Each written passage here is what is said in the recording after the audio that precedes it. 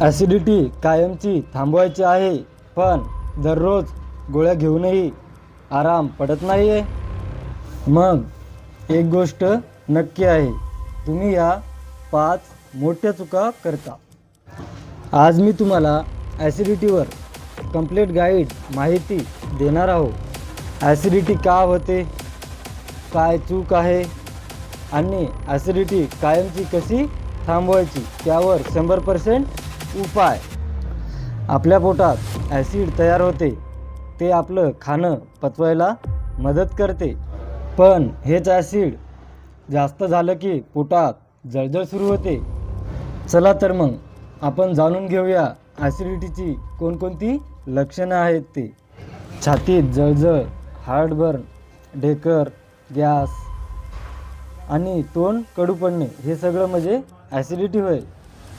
Acidity का होते हे लक्षात ठेवा. वेळेवर जेवण न केल्यामुळे, खूप तिखट आणि तेलकट खाण्यामुळे आणि रात्री उशिरा जेवल्यामुळे, जेवल्यानंतर लगेच झोपल्यामुळे आणि स्ट्रेस खूप जास्त घेतल्यामुळे, हे सगळं चालू असेल तर ॲसिडिटी नक्की होते.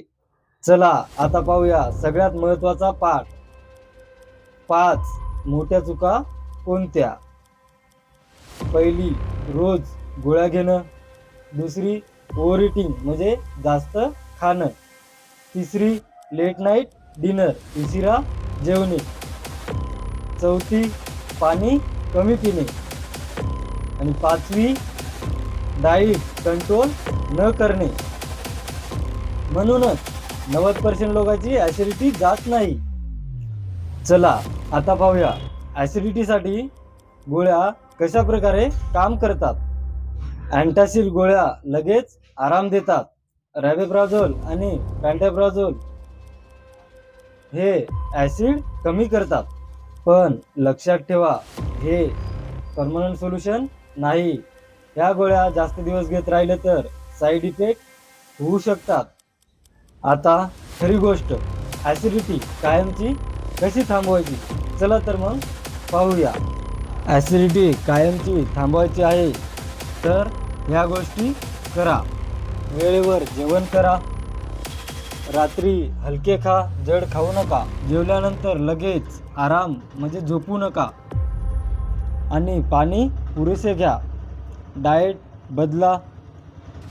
ताक, केळं खा आणि तेलकट आणि तिखट पदार्थ अवॉइड करा. हे केलं तर 70 ते 80% ॲसिडिटी कमी होईल. तर मित्रांनो, गोळ्यांवर अवलंबून राहू नका. लाईफस्टाईल बदला, तोच खरा इलाज आहे. हा व्हिडिओ यूजफुल वाटला तर लाईक करा.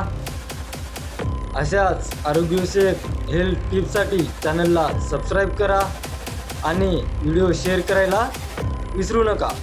धन्यवाद.